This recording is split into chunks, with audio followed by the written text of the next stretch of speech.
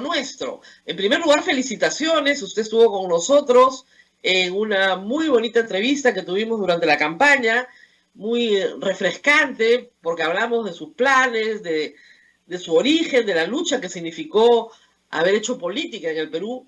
Y nada, el pueblo la ha recompensado y usted es ahora una congresista electa dentro del Partido Morado, con Susel Paredes, con el señor Málaga.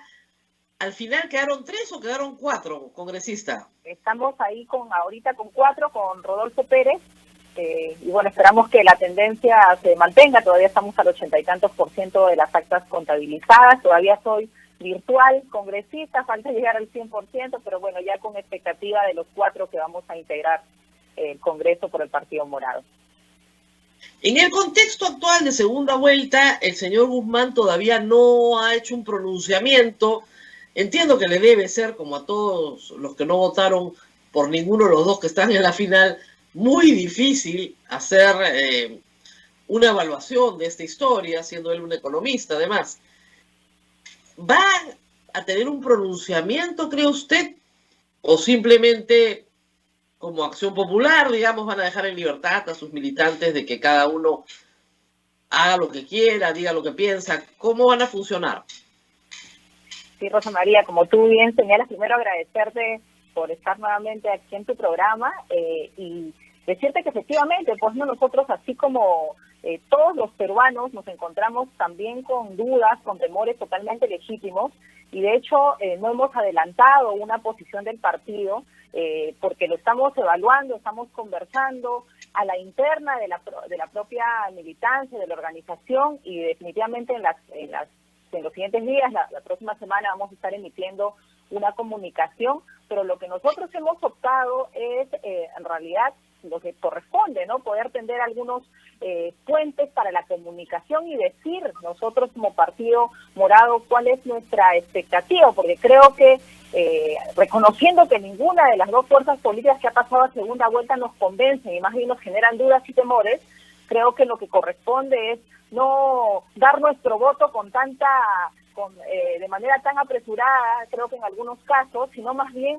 lograr que planteen algunos compromisos, ¿no? Y ese es el camino en el que estamos en este momento. Ojalá puedan, en varios de los temas que nosotros planteamos como partido, que defendemos como partido, puedan haber pronunciamientos de ambos candidatos. Todavía no lo hemos visto, al contrario, siguen posiciones en algunos casos que se van afirmando y van hablando del propio electorado. Hay una pequeña confusión que hay que aclarar. Usted presentó una agenda de varios puntos que vamos a examinar hoy, pero Pedro Castillo la ha invitado a ser parte de su equipo. O sea, la está reclutando, lo cual es una cosa extraña porque usted pertenece a una bancada, sin su bancada, pero lo mismo ha hecho que el señor Málaga, y quiere que usted y el señor Málaga sean parte de su equipo. ¿Ustedes van a aceptar esta invitación? Bueno, nosotros en el partido, tanto Ed Málaga como yo hemos liderado los temas porque venimos de un manejo técnico, en mi caso educación, en el caso de ciencias, y efectivamente sacamos una agenda pública para ambos candidatos. Ojo, aquí no es, lo hemos planteado para uno, en realidad hemos dicho esto es lo que quisiéramos escuchar, aquí están nuestras propuestas, porque ese es el ánimo en el partido y lo hemos expresado desde el inicio. Nosotros tenemos un plan de gobierno, la posibilidad de conversar con los equipos técnicos, hay esa disposición, y lo que ayer se ha armado todo un revuelo por este tema, pero en realidad lo que hemos recibido es un tuit que dice nos gustaría, pero en realidad nosotros estamos a la expectativa más bien de una conversación formal, oficial, que se está gestionando con el partido. Nosotros pero usted, entonces, para que quede claro, igual usted no ha sido...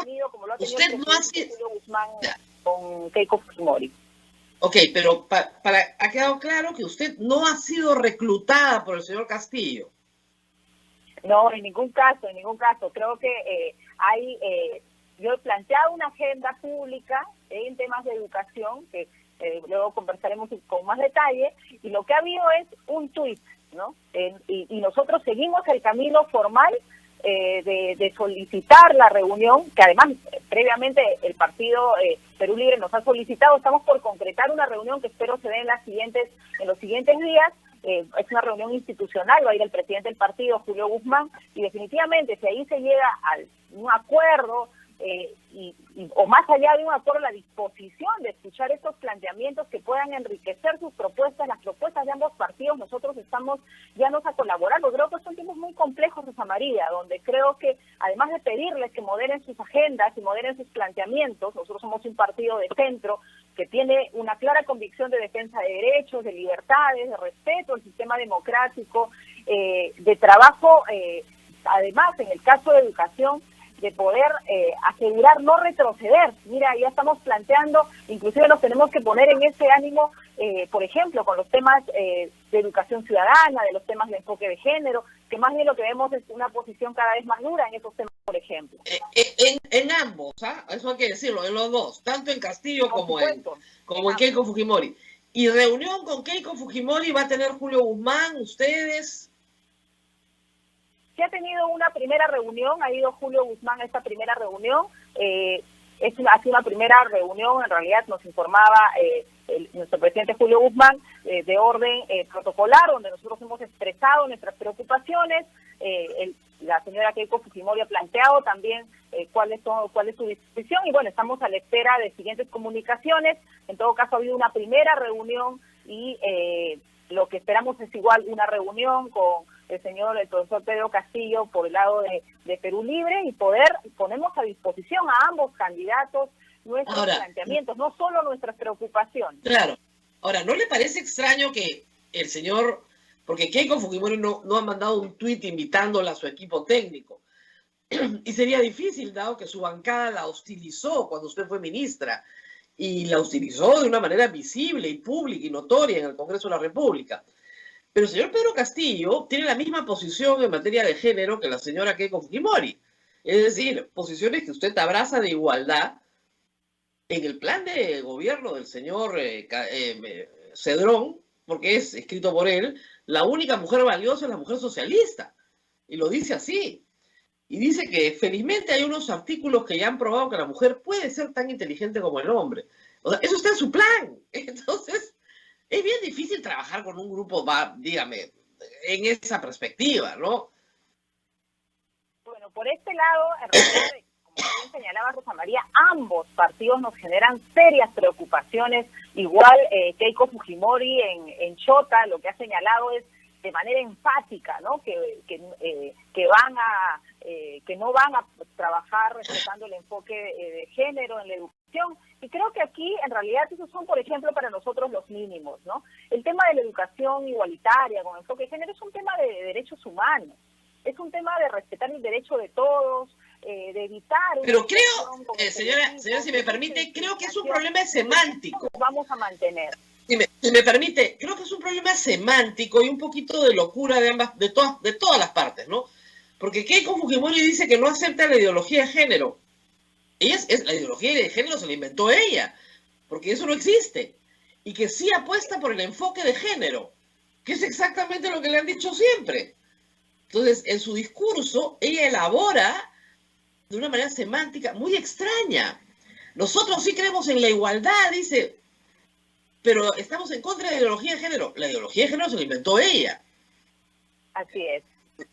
Es ahí que creemos, Rosa María, que ambos candidatos, de cara a una segunda vuelta, pueden en realidad no solamente hablarle a sus electores de la primera vuelta, sino tener afirmaciones que permitan generar justamente esa confianza, y los electores que no votaron, porque más de solo entre los dos un 30% del electorado en realidad en primera vuelta está dado su respaldo, pero los otros ciudadanos tengamos la posibilidad, y no digo la tranquilidad, porque no sé si alguno nos dé tranquilidad, pero por lo menos nos sintamos más cerca a uno o a otro, ¿no? Y ese tema de una educación ciudadana, de una educación igualitaria, para nosotros es fundamental, y sí debieran de tener un discurso más afirmativo, porque como te digo, es un tema de derechos humanos, ha sido judicializado, recordarás.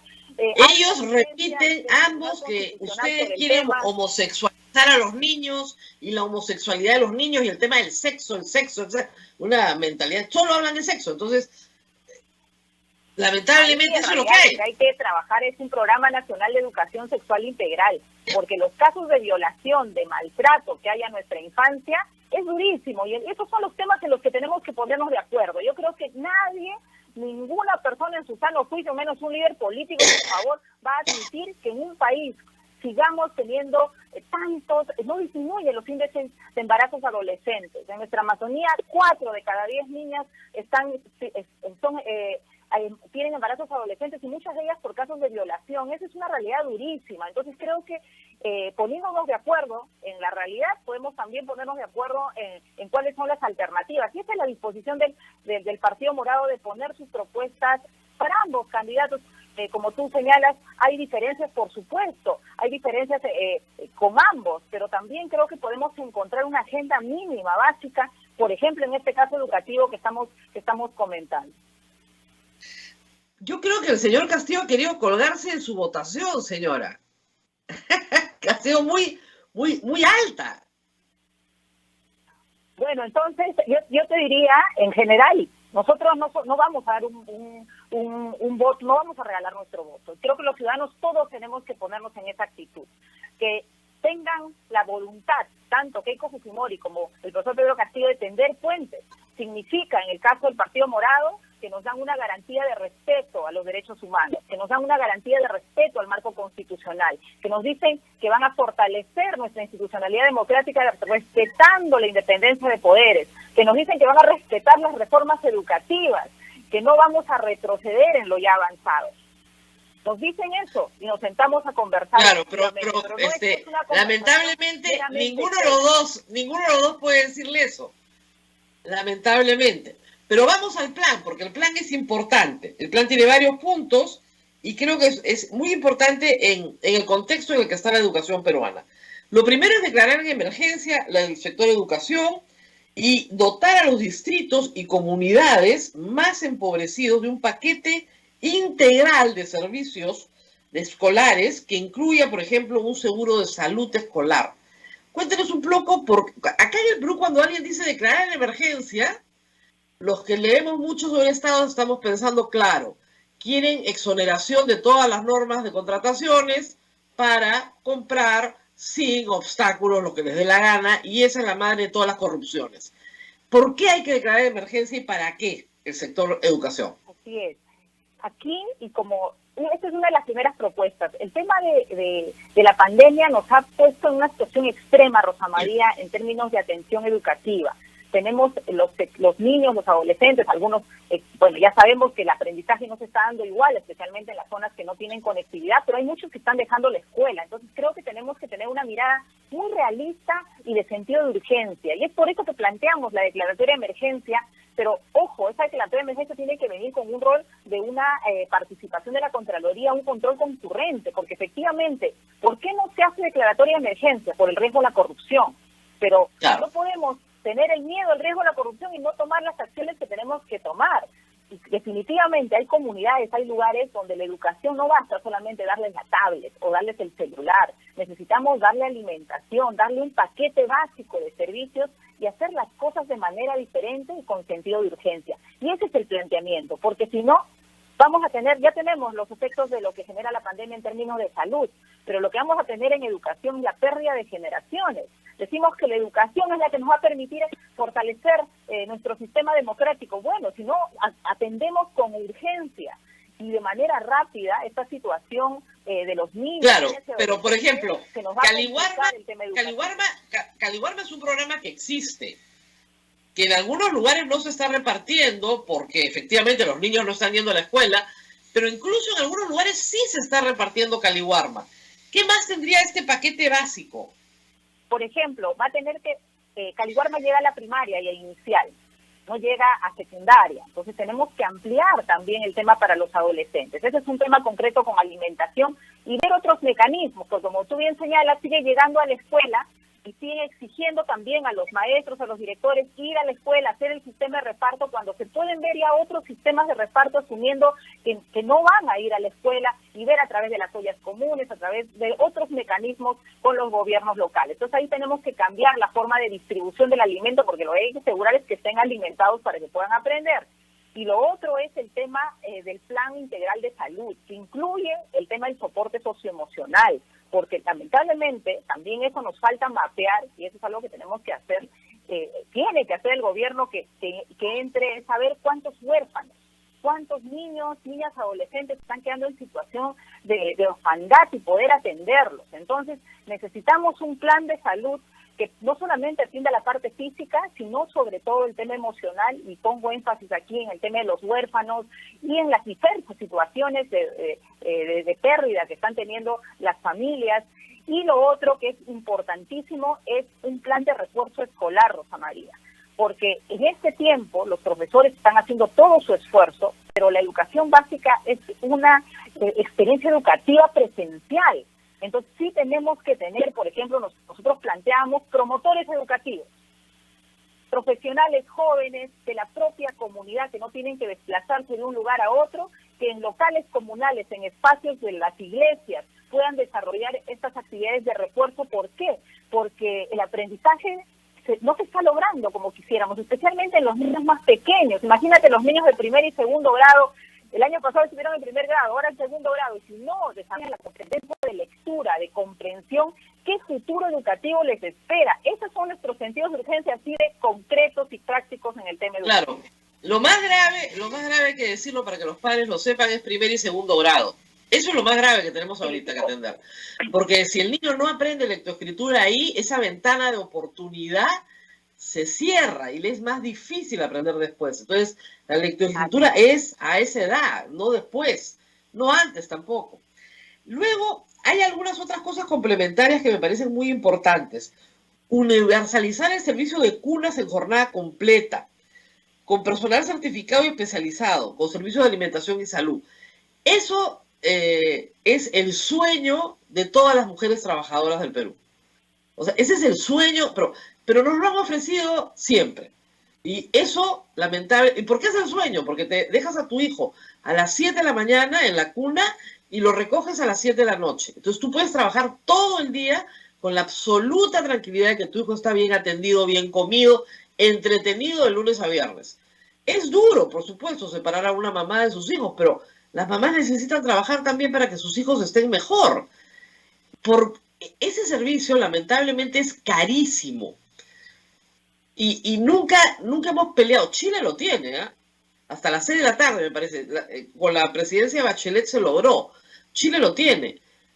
Nosotros no lo tenemos. Tenemos cunas, sí, tenemos guaguaguasi que terminan muy temprano. Terminan a las 2 de la tarde, máximo. Es para que las mamás trabajen media jornada. ¿Cómo hacer para pagar esto, doctora? Y además, ir a eso implica que ya no haya COVID, obviamente, ¿no? Actualmente no se puede hacer porque no puede hacerse, pero ¿cómo pagar eso? Mira, nosotros ahí, definitivamente el tema de las cunas, tenemos que ir avanzando por tramos, ¿no? Y una es sobre la estructura de Cunamás, porque hay cunas en este momento, pero no tienen jornada completa. Hay cunas también del sector educación, y ese es un tema que, bueno, además de articular y ordenar el Estado, pero sí necesitamos ampliar la jornada de manera focalizada en los ámbitos donde las madres tienen la necesidad urgente de salir a trabajar para dar de comer y alimentar a sus hijos. Entonces ahí tenemos que tener esa respuesta. ¿Cómo hacerlo? Por un lado, definitivamente hay que optimizar el propio gasto que hay en educación.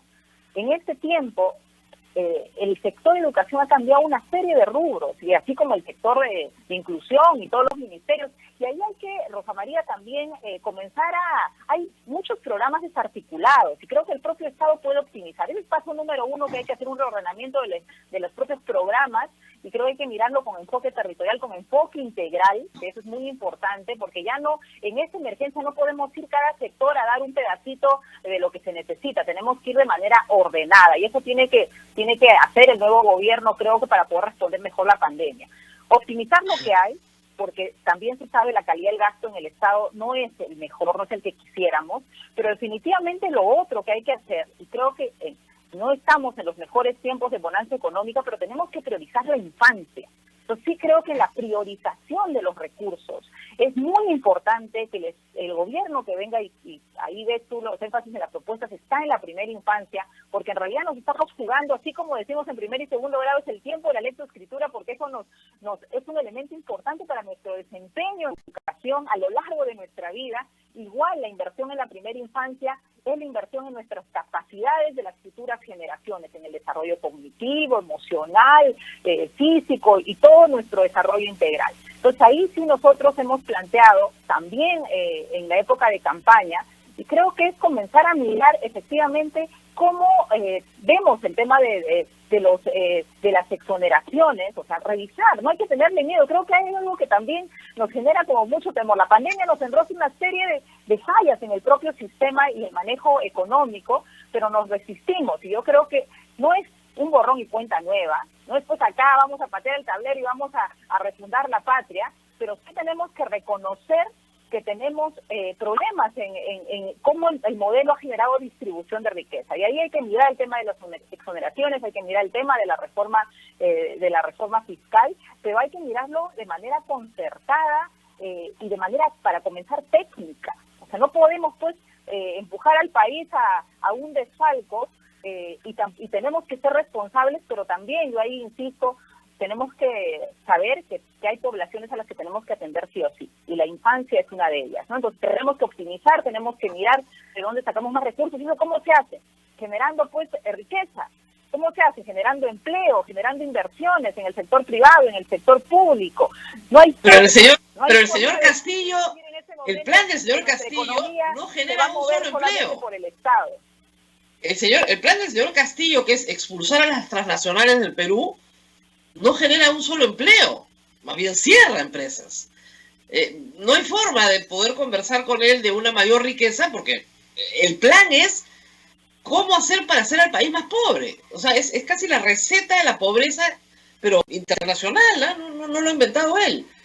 Pero bueno, acceso a la educación a distancia, asegurando la conectividad y entrega de tabletas. En sus propios planes. Claro. Ahora, acceso a la educación a distancia es uno de los puntos. El problema con la educación a distancia es que la primera cosa que tiene que decidir probablemente el gobierno el próximo año, cuando espero volvamos a la presencialidad, es qué va a hacer con la educación a distancia. ¿Nos quedamos con la educación a distancia? ¿La usamos como una herramienta para educar? ¿O la cancelamos con el mal recuerdo de lo que fue buscar señal? En fin, ¿qué hacer con la educación a distancia? Es una gran pregunta. Rosa María, la educación a distancia tiene que quedarse, hasta por fines prácticos. Imagínate el rezago educativo que vamos a tener. Vamos a tener en nuestra propia aula, me estoy poniendo como maestra, que también soy, vamos a tener niños que han logrado avanzar porque tenían el apoyo de sus papás, porque tenían el equipo, otros niños que más o menos, otros que no se contactaron, otros que van a volver a la matrícula. Tenemos que tener un mecanismo, una herramienta que permita ir acompañando esos procesos para ir generando una nivelación educativa de acuerdo a cada una de las necesidades. Y para eso se necesita, ahí también está la propuesta, un instituto de educación a distancia. Lamentablemente, las cosas se dejan, ¿no? Se usan en el momento de la emergencia y luego nos olvidamos. Creemos que la educación a distancia tiene que quedarse y tiene que potenciarse para acompañar, como digo, en este caso, pero de manera práctica, lo que está generando la pandemia. Que la educación, pero la educación a distancia estaba muy desprestigiada antes de la pandemia, hay que decirlo.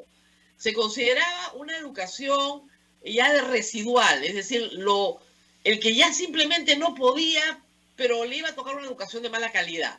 Incluso en la educación universitaria estaba prácticamente prohibida, muy restringida, para que degradaba, la teoría era que la educación a distancia degradaba la calidad.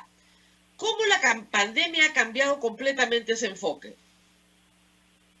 Nos ha cambiado ese paradigma, ¿no? Y creo que son esos aspectos que entran al sistema educativo que hay que acogerlos. Nosotros tenemos en el sistema, en el país, más de 7 millones de jóvenes y adultos que no han terminado la primaria y la secundaria. Imagínate qué potencia podemos tener con la educación a distancia para asegurar que esos jóvenes y adultos que hoy son trabajadores o están en la informalidad puedan no solamente terminar su educación básica, sino tener una certificación técnica. En realidad, por eso digo, hay un valor estratégico en la educación a distancia en nuestro sistema educativo de cara a lo que debe venir hacia adelante como desarrollo de capacidades. No vamos a poder avanzar en ser un país más productivo, más competitivo, si no invertimos en las personas. Hemos hablado hace un momento toda la primera infancia y la educación básica de menores, pero tenemos también a los que se quedaron, el sistema los dejó fuera y hay que volver a recuperarlos, y tenemos a nuestros jóvenes de los institutos, de las universidades, muchos de ellos también, hay que decirlo, han dejado de estudiar, y esa es una situación que tiene que atender el nuevo gobierno. 500.000 en la educación básica y en universidades más de 200.000. Hay que ver todavía las cifras en institutos. Entonces hay desafíos gigantes como para ponernos en este momento. La verdad, yo sí espero, creo que hay que confiar, ¿no? Y hay que lanzar esos mensajes de que estos tiempos hay que construir. La verdad que nosotros siempre vamos a tener como bancada una actitud totalmente fiscalizadora, garante de los derechos humanos y del sistema democrático, pero también una actitud constructiva y propositiva, y así es como hay que ir, porque nuestro país está en este momento en una situación crítica en términos de salud, de alimentación, de educación, de empleo, y creo que lo peor que podemos hacer es cerrarnos en nuestras propias posiciones ideológicas y no avanzar a plantear medidas concretas que le dé respuesta a la gente. La gente lo que nos está diciendo en esta votación es eso: la pobreza está que nos duele y arrasa nuestra propia posibilidad de, más allá de nuestro esfuerzo, avanzar. Entonces sí tiene que haber una respuesta del Estado muy fuerte en ese sentido de lucha contra la pobreza. ¿Cómo evalúa el programa Aprendo en Casa en este contexto? ¿Debe permanecer después de...? Están las grabaciones hechas, está el material educativo. ¿Qué hacer con este material? Como te digo, todo eso creo que tiene que ser organizado de manera institucional, tener nuestro Instituto de Educación a Distancia y poder mantenerlo como una estrategia complementaria y en algunos casos una estrategia alternativa también y que sea de manera exclusiva para algunos sectores. No, la pandemia no se va a ir, todos tenemos la expectativa porque ya mañana volvamos a la educación presencial, pero va a ser por lo que vamos viendo, de manera progresiva y secuencial. No va a ser que de un día a otro vamos a volver a nuestra vida como era antes. Imagínate, tenemos que reducir los aforos en los colegios.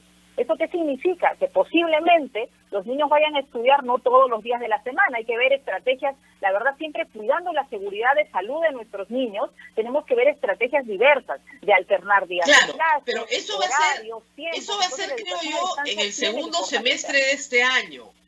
Pero esperemos, Dios lo quiera, que el próximo año en marzo, ya con toda la población vacunada en diciembre, por lo menos toda la población adulta y parte de los adolescentes probablemente, podamos entrar ya a una educación presencial el próximo año. Obviamente con todos los cuidados del caso, pero ya con una mayor presencialidad. Pero son 2 años perdidos. Para algunos, para otros no, pero para algunos sí. Imagínate, ahí Rosa María, como digo, la educación a distancia nos va a servir para el refuerzo, para evitar, para allanar la cancha en el caso del rezago, pero también nos puede servir, mira, nosotros como país nos falta avanzar en la enseñanza de una lengua extranjera, del inglés para todos, por ejemplo. Por ejemplo. Qué importante podría ser para nuestros niños de la educación básica y los adolescentes, por ejemplo, tener a través de un programa de enseñanza virtual a distancia, la enseñanza de una segunda lengua, y la enseñanza de otras capacidades, de otras habilidades, de generar talleres. Y hay que decir algo que eso tiene una demanda muy grande. Durante la pandemia, me parece que en abril o mayo del año pasado, la Municipalidad de Lima ofreció un curso de quechua, donde pensó que iban a entrar unas 500 personas que se iban a matricular a llevar el curso de quechua. Hasta ahora no entienden lo que pasó. Se matricularon 45.000 personas. Y 45.000 personas llevaron un curso de quechua básico, con la misma profesora. Entonces sí es posible hacer cosas extraordinarias de ese tipo. Así es. No sé qué pensaban ustedes para utilizar estas potencias. Las lenguas extranjeras, se pueden hacer muchas cosas, la verdad. Claro, pero no puede ser, y eso es lo que hemos discutido varias veces acá, no puede ser la forma de educar a los niños peruanos, porque la presencialidad te da otras cosas. O sea, sin socialización no se entiende la educación.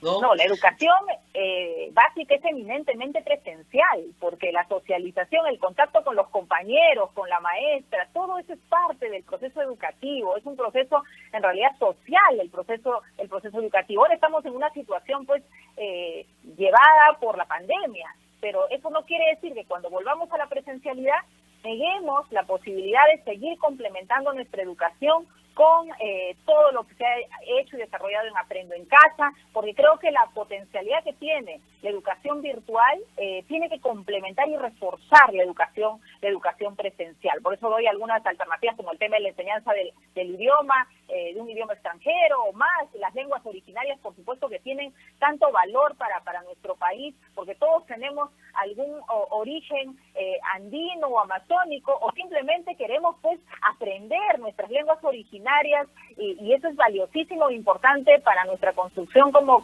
peruanos, como peruanas, ¿no? Así es que creo que Claro. hay que tener esa apertura, ¿no? Otra, ahí vuelvo a señalar, ¿no? De no pensar que se llega al gobierno cualquiera de las dos fuerzas políticas y vuelven a inventar todo, ¿no? Que esa es la mala costumbre en el Estado, Rosa María, que quien entra en general, y espero que no se dé en esta oportunidad, además que en un sentido, como digo, práctico. Estamos en medio de una pandemia, imagínate lo que sería, vamos a poner en el tema de vacunación, ¿no? Y ese es un compromiso, por ejemplo, que ambos debieran de señalar, que van a mantener a los equipos que están dirigiendo este operativo. Se puede fortalecer, por supuesto, pero no pueden hacer cambios drásticos en los equipos que están dirigiendo las estrategias a nivel intermedio, porque si no, vamos a retroceder. Y lo otro que yo espero digan los candidatos es que no podemos, como en este periodo, tener pues 8 ministros de educación. ¿Cómo se puede gobernar, cómo se puede gestionar la educación, o igual en el caso del sector salud? Entonces sí creo que ambos candidatos debieran de tener darnos esas señales, ¿no? De que efectivamente van a fortalecer las reformas, van a fortalecer la institucionalidad y que van a respetar la división de poderes, ¿no? Creo que realmente es preocupante cuando uno escucha y ve que ya están viendo cómo es que van a cerrar el Congreso, o simplemente estas vacancias express que también han sido prácticas en el Congreso anterior con una mayoría fujimorista. Creo que hay señales que tienen que dar, y este tiene que ser un voto que se lo tienen que ganar ambos candidatos. Pero no la veo todavía muy decidida. Yo no estoy decidida, no me convencen, Rosa María, te tengo que decir. Pero hay que decir una cosa.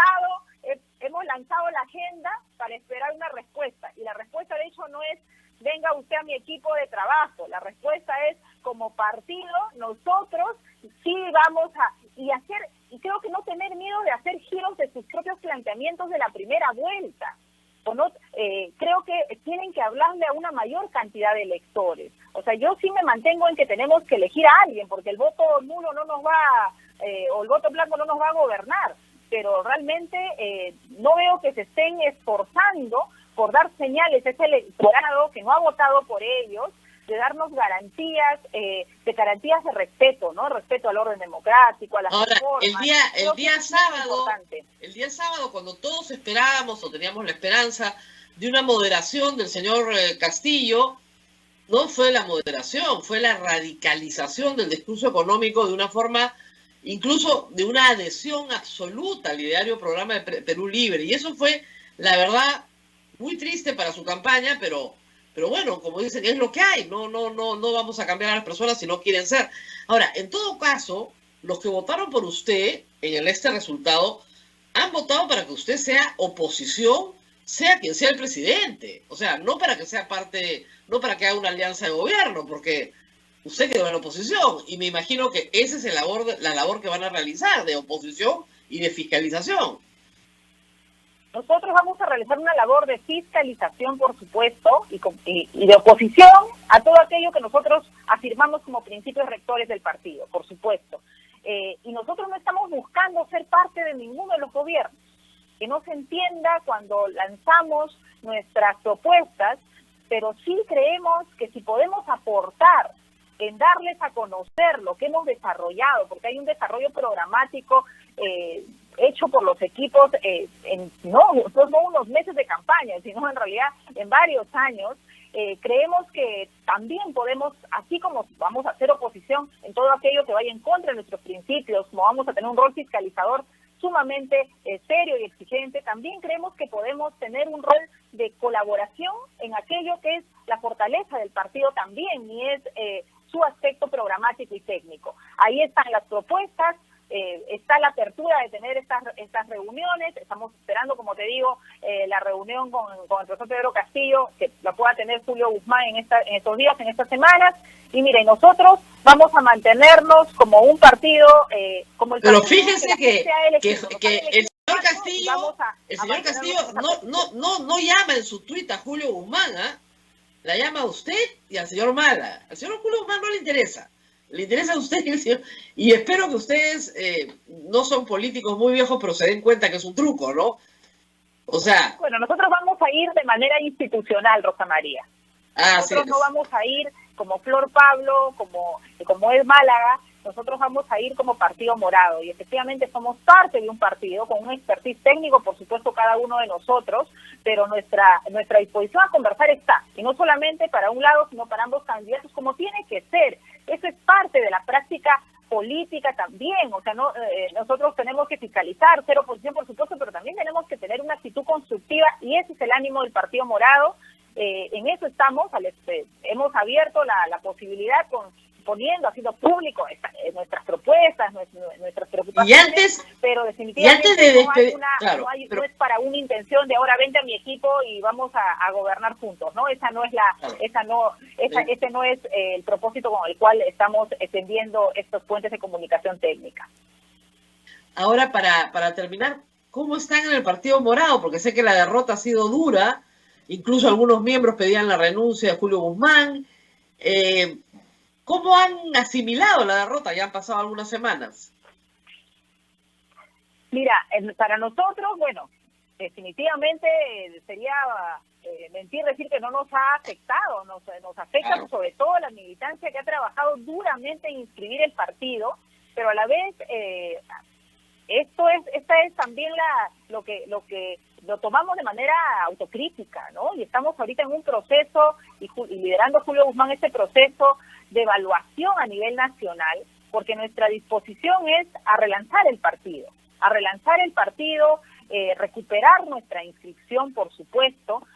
Tenemos 4 representantes en este momento al Congreso, vamos a seguir manteniendo nuestra línea programática, nuestra línea ideológica, como lo ha hecho nuestra bancada, a la que está ahorita en el Congreso, y nuestra disposición es a relanzar el partido, a volvernos a inscribir. La situación, de hecho, no es sencilla. Hubiésemos querido poder tener más congresistas y poder mantener la inscripción, pero también aceptamos recibo de que el país nos está diciendo que tenemos que salir solamente del espacio de Lima. Nosotros somos definitivamente un partido nacional con bases en todo el país, pero necesitamos fortalecerla.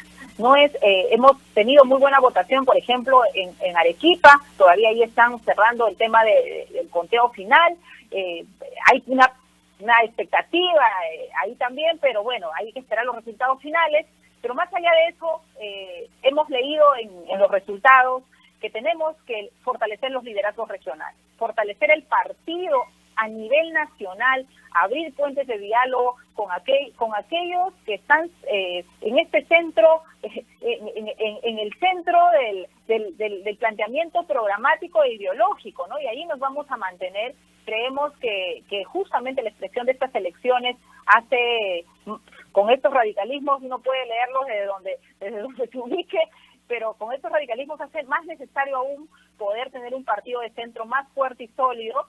Y nosotros, como te digo, con toda la disposición de conversar, seguramente es Málaga, que también lanzó una propuesta, va a poder desarrollarlo en las entrevistas que pueda tener, pero ahí, por ejemplo, nosotros estábamos planteando una mirada que para algunos puede ser maximalista, pero creemos que es importante, por ejemplo, tener una estrategia única de lucha contra la pandemia, ¿no? Qué importante sería que tanto el profesor Castillo como Keiko Fujimori planteen lo mismo en el manejo de la pandemia, pero no porque sea malo, sino porque eso es lo que necesitamos que haya un solo mensaje respecto a la pandemia. Ahora, y el tema de derechos. Le diré que el mensaje de los dos es bien sacar algo diferente, sino de afirmarnos en aquello que está funcionando.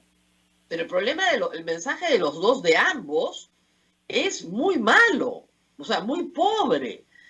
Primero convocan a un debate, donde si en 15 o 20 días comienza a haber una mortandad espantosa en Chota, ya saben quién la causó. O sea, sin ninguna medida de seguridad. No les importa, a ninguno de los dos. Luego repiten lo mismo, o sea, pruebas moleculares, rastreo de contactos, un tema que es importante, pero que era importante el año pasado. Y luego ninguno de los dos nos dice cómo van a conseguir vacunas, salvo la carga ideológica, es decir, como son rusas, se la van a dar a Castillo. O sea, ¿en qué mundo vive? ¿Ya? Eso es absurdo. Y ambos hablan de una vacuna peruana que todos sabemos que no existe, lo cual ya linda en el peligro sanitario. Entonces, yo voy a conversar también, le prometo, con el virtual congresista Málaga, pero a mí lo que me asusta no es lo que dicen, sino lo poco que dicen sobre el tema de la pandemia. Así es. Así es, así es. No hay un sentido de urgencia. Creo que no hay que olvidar los electores, los ciudadanos, lo que está en juego en este momento. No es una elección más allá de nuestros apasionamientos por cada uno de los candidatos en algunos casos, pero creo que hay que tener mucha cabeza fría en esta elección y poder sopesar bien cuáles son los riesgos, ¿no? Nos toca elegir como siempre al menos malo y creo que como también hemos comentado, Rosa María, no están haciendo su esfuerzo para ganarse el voto de los ciudadanos, ¿no? Creo que trabajen, se tienen que esforzar más y antes de decir yo apoyo a tal o cual, exijámosles más garantías, más sentido de urgencia y creo que esa es la actitud y la disposición en la que estamos como partido y también ya para ir cerrando, la verdad agradecer hay que decirlo, vote por quien vote el ciudadano, eso en una segunda vuelta no es un apoyo. O sea, ¿ustedes creen que la gente que votó por Alan García en la segunda vuelta del 2006 apoyaba a Alan García? No, tenía náuseas cuando fue a votar, pero en ese momento Ollantumal era peor, entonces votaron por Alan García por esa razón. Ir a votar por alguien puede significar un acto de, bueno, qué espanto, pero el otro es peor. Lo que tiene que decidir toda la población que no ha votado por ninguno de los dos, porque la que votó por alguno de los dos ya está decidida, tiene que decidir cuál es peor, no cuál es mejor, sino cuál es peor, porque los dos son malos, pero tiene que haber uno que sea peor que el otro, pues. Si fueran buenos, hubieran votado por su candidato, ¿no es cierto? Que se esfuercen un poco más porque no salen de cada uno de su trinchera y creo que tenemos que exigir que nos den más señales. Así es. Muy bien, que trabajen hasta el último día. Señora Flor Pablo, felicitaciones por su triunfo nuevamente. Esperamos tenerla muchas veces más. Y queda aclarado que usted no es parte del equipo técnico del señor Castillo y que la propuesta es institucional y formal. Muy bien, gracias por estar con nosotros. ¿Hay alguna pregunta del público? Sí. Abel, sí, por supuesto. ¿Está de acuerdo usted, señora Flor Pablo, con que el Congreso reinstaure el Senado? De una manera express, ponen acá. Ahorita, no, que se está discutiendo ahorita la bicameralidad. Y efectivamente el Partido Morado lo ha puesto, pero para el Congreso que entra. ¿La perdimos? Sí. Creo que no nos está escuchando, ¿verdad? Sí, entendí algo sobre la posición de la bicameralidad. Bueno, hay que discutirla. Yo creo que en este momento esas son decisiones que hay que tomarlas con mucha calma y yo creo que no va a dar la discusión para este Congreso y tendremos que revisarlo en el siguiente Congreso. Era parte de la reforma política, pero creo que hay temas en este momento de mayor urgencia que debiera estar discutiendo también el Congreso, pero bueno, es una posición que tenemos como partido. Nosotros vamos a ser consecuentes en aquello que ha planteado la bancada morada en este momento, sostenerlo, o sea, ya estamos en reuniones, por ejemplo, con la bancada actual para ver cuáles son esos proyectos que están quedando y que vamos a dar continuidad en el nuevo Congreso. Aquí en este chat que estoy leyendo hay mucha gente que ha votado por usted, señora Flor Pablo, por usted y el congresista Málaga. ¿Qué les puede decir? Porque hay gente muy intranquila y bueno, y que está muy molesta por la situación en la que estamos. A ver, unas palabras de tranquilidad para estas personas, para sus electores. Sí, para sus electores, que hay muchas personas que dicen yo voté por la señora Flor Pablo y por el señor Málaga. Adelante. Sí, no, mis palabras son de agradecimiento. En realidad nosotros hemos obtenido una votación importante y sobre todo la confianza, ¿no? Vamos a cuidar mucho esa confianza que nos ha depositado la ciudadanía y trabajar por los que han votado, por los que no han votado por nosotros también, y siempre nuestro ánimo y en mi caso mi compromiso por seguir profundizando las reformas en educación, defender las reformas en educación, la reforma docente, la reforma universitaria, la reforma en la educación superior y todas las políticas en favor de nuestros niños, de nuestras niñas, de nuestros adolescentes y avanzar hacia a un sistema educativo más inclusivo, de la mano con los maestros, con las maestras, y creo que ese es el compromiso también, ¿no? Y que esa confianza la tenemos que devolver con un trabajo cercano con la ciudadanía, recogiendo propuestas, dando cuenta de nuestra acción como parlamentarios, y esa es la voluntad. Yo sé que muchos además han votado por Eti y por mí en el voto preferencial y han apostado por la ciencia y la educación. Lo hemos comentado con Ed Málaga, que hemos tenido ese apoyo de muchos ciudadanos que han votado en paquetes por los dos. Agradecerles muchísimo, y definitivamente el Partido Morado somos uno, ¿no? Somos un equipo, en este momento 4 congresistas que han gozado de la confianza de la ciudadanía, pero vamos a mantenernos fuertes y firmes y siempre trabajando de la mano de la ciudadanía, buscando el bien común, que es para eso que nos eligen, para buscar que nuestro país mejore, para hacer siempre mejor las cosas. La política no es un camino y no es una elección fácil, ¿no? Esta es la primera vez que estoy en este cargo y en estas arenas de la política, pero creo que podemos hacer las cosas diferentes. Nuestro compromiso es a no dejarnos avasallar, a no dejarnos que la realidad nos cope, sino más bien refrescar también la política, cambiando la forma como nos relacionamos con los ciudadanos, ¿no? Creo que nosotros venimos de una trayectoria profesional, esa la vamos a respetar, la vamos a cuidar, y mucha tranquilidad. Y yo creo que ahorita los ánimos están muy caldeados, cada uno va tomando decisiones, como decía Rosa María, de elegir al menos malo, al que no quisiera, al que nunca pensó, pero bueno, creo que lo que ahora toca es, cuando decimos por quién voy a votar, decir qué le estoy exigiendo también, ¿no? Porque creo que no han salido cada uno de sus zonas de confort, no han salido de sus planteamientos de primera vuelta, y creo que la ciudadanía tiene ese poder también, de no lanzar un voto tan rápido, sin exigencias, y ese es el planteamiento del Partido Morado en este momento. El voto tiene que venir para alguno de los candidatos, pero tenemos que exigirles también como ciudadanos que nos asegure el respeto al orden constitucional, al sistema democrático, a los derechos humanos.